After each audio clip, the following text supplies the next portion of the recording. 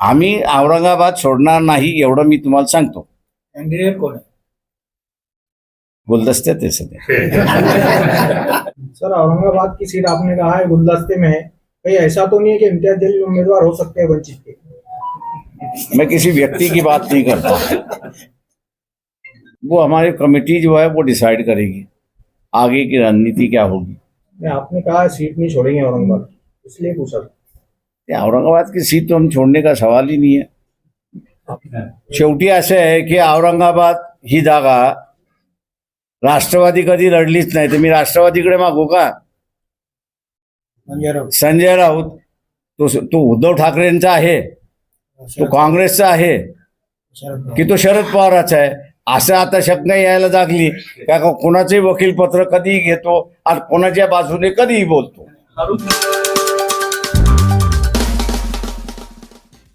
आमच्या असणारे शहराचे जे आहेत, जिल्ह्याचे जे आहेत, प्रभाकर बखले, योगेश बन तुमच्या पाठीमागे आहेत, सय्यद मराठवाड्याचे आहेत, सैयद जफर. हिंदी वाइट पाहिजे ना. महाराष्ट्र की राजनीति में काफी बड़ा बदलाव आ चुका है. नैतिकता जो है पूरी तरह से खत्म हो चुकी है. नेताओं की अश्लील तस्वीरें, फिल्म्स सोशल मीडिया पे रिलीज की जाती है, उनकी बदनामी होती है, ऐसी एक परिस्थिति है. पार्टी के पास जो जानकारी मिली है उस जानकारी के आधार पर जरांगे पाटिल इनका जो आंदोलन है वो राजनीतिक दलों के काबू में नहीं आ रहा है. ना जरांगे पाटिल उनकी सुन रहे ऐसी एक बात है. इसलिए लोकसभा और विधानसभा चुनाव को नजर में लेते हुए उनकी बदनामी करने की कोशिश की जा रही है. हो सकता है कुछ दिनों में उनको ऐसी पोजीशन में दिखाया जाए जिस पर वो पूरी फिल्म एडिटेड होगी, मॉर्फिंग के मुताबिक वो की होगी वहां पर, और जो व्यक्ति काबू में नहीं आ रहा है बदनामी करके उसको पूरा लोगों में उसकी छवि जो है, उसकी इमेज जो है उसको तहस नहस कर दे, ऐसी राजनीति होने की उम्मीद है. ऐसा मैं मान के चलता हूं. और इसलिए आम जनता से मैं अपील करता हूं कि ऐसी कोई सोशल मीडिया पे रील आती है, यूट्यूब पे ऐसी कोई खबर आती है, या वीडियो के माध्यम से कोई पिक्चर्स रिलीज होते हैं या रील उसकी रिलीज होती है, तो उस पर भरोसा ना रखे. ये एडिटेड है, ये एक तरीके से कहिए कि उसकी पायरेसी है, उसको एक दूसरे को इकट्ठा कर कर बनाई हुई वो है फिल्म है. और इसलिए उस पर किसी प्रकार के विश्वास न रखते हुए ये एक राजनीतिक नेताओं का हथखंड है, इसको मानते हुए लोगों ने नजरअंदाज करना चाहिए. ऐसा मैं अपील आम जनता से कर रहा हूं. सर, आपने ऐसे भी कहा कि महाविकास आघाड़ी सीट बंटवारे को लेकर टूट सकती है. मैंने कहा टूट नहीं सकती है. मैंने यही कहा कि भैया 10 सीटें कांग्रेस और शिवसेना, इसमें तालमेल नहीं है. दोनों भी मांग रहे हैं और दोनों भी एक सीट छोड़ने के लिए तैयार नहीं है.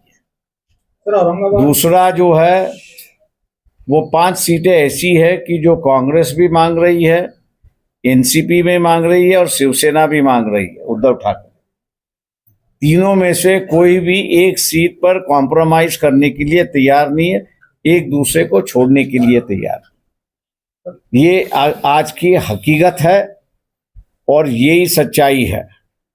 रही बात वंचित बहुजन आघाड़ी की, देखना ये है कि ये 15 सीटों पर इनका स्टैंड क्या होता है। ये अगर 15 सीटों पर कॉमन लड़ाई, हर पार्टी का कैंडिडेट वहां पर होगा, ऐसी अगर इनकी पॉलिसी होती है और बाकी के जो सीटों पर एडजस्टमेंट होता है या नहीं होता है वो भी देखना है। इनका जब तक फैसला नहीं होता तब तक हम किसी से भी बात नहीं कर सकते, ऐसी परिस्थिति है। सर, औरंगाबाद इसको देखते हुए हम लोग ने जो है वो एक पत्र कांग्रेस के अध्यक्ष खड़गे जी को लिखा था कि यही बात दोहराते हुए कि आपका समझौता ना एनसीपी के साथ हो रहा है, ना शिवसेना उद्धव ठाकरे के साथ में हो रहा है, इसलिए जो सीटें आपने महाविकास आघाड़ी में मांग कर ली है उन सीटों और वंचित बहुजन आघाड़ी इस पर बैठे अपना समझौता करके अपने सीटों का ऐलान करे, ऐसा हम लोग ने उनको लेटर लिखा था। लेकिन अभी तक उनका कोई जवाब यहाँ पर आया नहीं है। हम उनके जवाब के लिए अपेक्षा करते हैं, वो आज जल्दी ही आ जाएगा और इनके ये जो 15 सीटों का जो मामला है, आपस में ना छोड़ने का जो मामला है, वो जल्दी ही निपटाएंगे, ऐसी हम लोग उम्मीद करते हैं। सर, औरंगाबाद की सीट आपने कहा है गुलदस्ते में है, कहीं ऐसा तो नहीं है कि इम्तियाज जलील उम्मीदवार हो सकते हैं वंचित के? मैं किसी व्यक्ति की बात नहीं करता। गुलदस्ते में रहेंगे। सर, अगर महाविकास आघाड़ी से बात नहीं जमी तो आप फिर से एमआईएम और आप एक हो जाओगे? वो हमारी कमेटी जो है वो डिसाइड करेगी आगे की रणनीति क्या होगी। आपने कहा सीट नहीं छोड़ेंगे औरंगाबाद, इसलिए पूछा। औरंगाबाद की सीट तो हम छोड़ने का सवाल ही नहीं है। पकड़ने की भी बात नहीं कर रहे, छोड़ने की बात नहीं कर रहा हूँ। आपने जिंकली लास्ट टाइम मागे तुम्ही स्पष्टच केलं होतं की प्रेमांसाठी आता दरवाजे उघडे नाहीत म्हणून तुम्ही बोलला होता। आमच्याकडचे आमची भूमिका आम्ही स्पष्ट केली आहे, त्याच्यानंतर पुन्हा पुन्हा विचारत राहणं तर मी थोडी पुन्हा पुन्हा ते रिपीट करत बसणार आहे। उमेदवार जर एवढ्या मोठ्या संख्येनं मराठा समाजाचे उभे राहिले आरक्षणाच्या संदर्भात तर त्याचा बेनिफिट हा भाजपच्या बाजूनच भाजपलाच मिळेल अशी शक्यता बोलली जाते। काय आहे, तुम्हाला ब्रेन वॉशिंग त्याच दृष्टिकोनातून केलंय, त्याच्यामुळे असं तुम्ही सगळेजण तेच म्हणताय। तुम्ही माझं कधीच ऐकायला तयार नाही। मी असं म्हणतो हे जर सगळे वेगवेगळे लढले तर बीजेपी 22%च्या वरती जाणार नाही अशी परिस्थिती आहे। तुम्ही मान्यच करायला तयार नाही आहे। वेगवेगळे लढले तर काँग्रेसवाल्याची मतं काँग्रेसवाल्याला जातील, एनसीपी वाल्याची मतं एनसीपीला जातील, शिवसेनेची मतं शिवसेनेला जातील, आणि सगळी हिंदू मतं आहेत, ते थोडी मुसलमान मतं आहेत। हिंदूंच्या मतांमधलं डिवाइड होईल। जी धार्मिक मतं आहेत ती कट्टर धार्मिक मतं आहेत, तेवढीच मतं फक्त बीजेपीकडे राहतील। दलितांची मतं आहेत ती आमच्याकडे येईल। आता सीट शेअरिंग मध्ये तुमचं बोलणं काय चाललंय? माझं काय मी तुमच्या बरोबरच्या युतीच्या आघाडीच्या त्याची काय परिस्थिती? प्रश्न असा आहे, तुम्ही सरळ सरळ मी असणारा माझा आरोप आहे, तुमच्या मालकांवरती आरोप आहे। नाही, आमच्या आरोपांचं बोला. नाही, मी आरोपांचंच सांगतोय, कारण का तुम्ही जरी खरं पाठवत असला तरी तुमचा मालक ते खरं दाखवत नाही। तुम्ही सांगा ना, आता लाईव्हच आहे तुम्ही। मी लाईव्ह आहे म्हणून आता सरळ सांगतो की भांडण जे आहे ते काँग्रेस आणि शिवसेना उद्धव ठाकरे गट यांच्यामध्ये 10 लोकसभेच्या जागेवरनं मतभेद आहेत। ते मिटणार नाहीत का? 5 जागेंवरती एनसीपी, काँग्रेस आणि उद्धव ठाकरे यांच्यामध्ये मतभेद आहेत।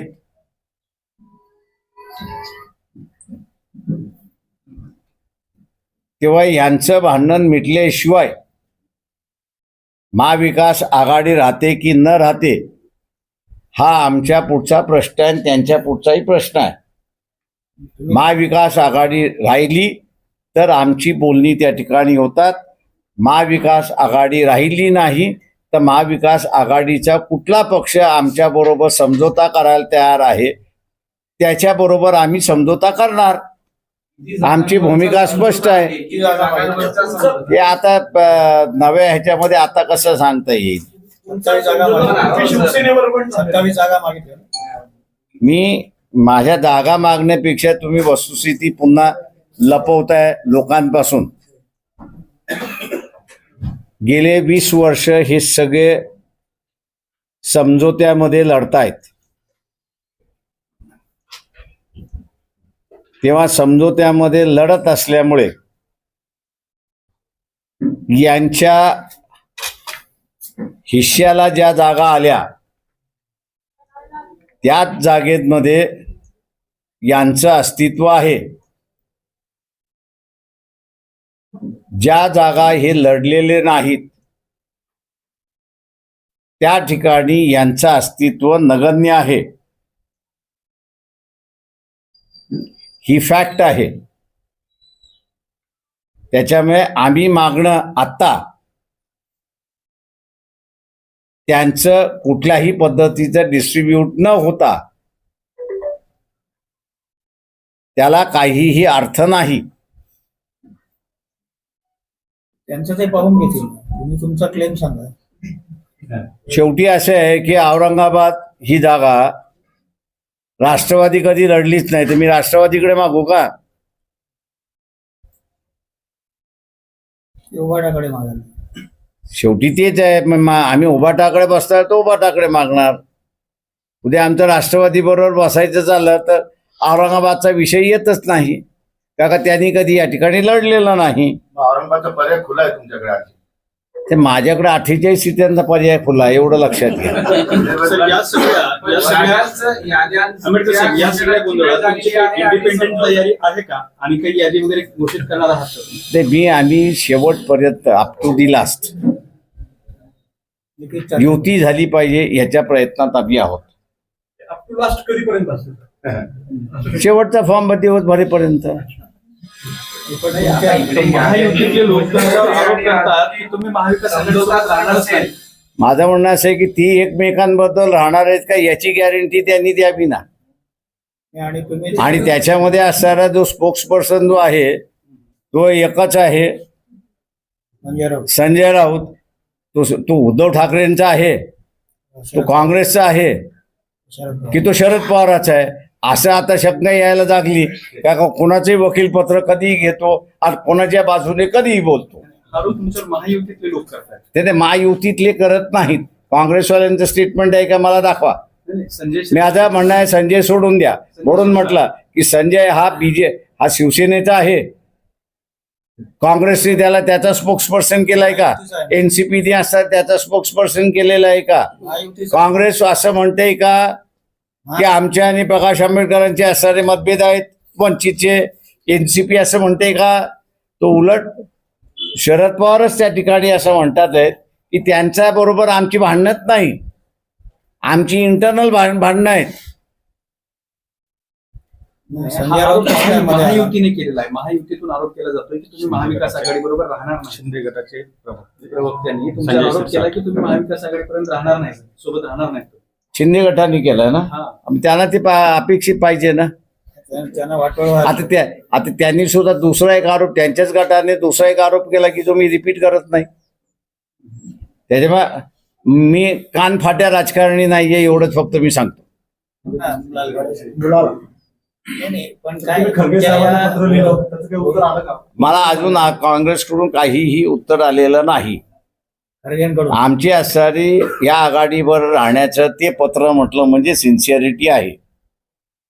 किंवा तुमचं जमत नसेल तर मी काँग्रेस बरोबर समझोता करायला तयार आहे. तुम्ही ज्या जागा MBA कडे मागताय त्याच्यामधलंच बसून आपण ठरवून घेऊ. अजून आम्ही काय केलं पाहिजे की ज्याच्यावरती तुमचा विश्वास बसेल. औरंगाबादची जागा पण मागणार बैठकीत. जिंकलेली जागा आहे, सोडणार कसं. फेरीने प्रचाराला सुरुवात केली, करू द्या. स्तंभही पूजन केलं. वा वा. शिंदे गटाकडून पण संदीपान भुमरे यांचं जवळपास नाव फिक्स होतं शिंदे गटात. आम्हाला एकदमच सोपी झाली मग तर. जागा नाही मिळेल तर अपक्ष उमेदवार टाकणार. नाही रे, आम्ही भांडणार त्या जागेसाठी. आज तास थोडी आहे. पण ही जागा महत्वाची नाही सोडली तर अपक्ष राहणार. मग तुमचा पक्ष उभा राहील. आम्ही औरंगाबाद सोडणार नाही एवढं मी तुम्हाला सांगतो. कॅन्डिडेट कोण आहे? गुलदस्त्यात आहे सध्या. नाही, पण शेवटी कसं आहे, पण राज्यात सर तुमच्या या भूमिकेमुळे कन्फ्युजन फार